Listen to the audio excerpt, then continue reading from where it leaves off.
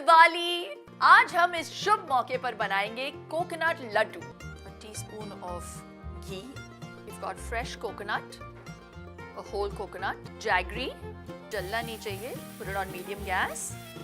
Once you feel the jaggery is fully melted into the coconut, you add in a teaspoon of poppy seeds, quarter teaspoon of green cardamom powder, elaichi, cashew powder, sunflower seeds, melon seeds, magaj bolte hain isko.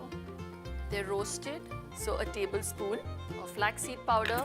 Switch your gas off.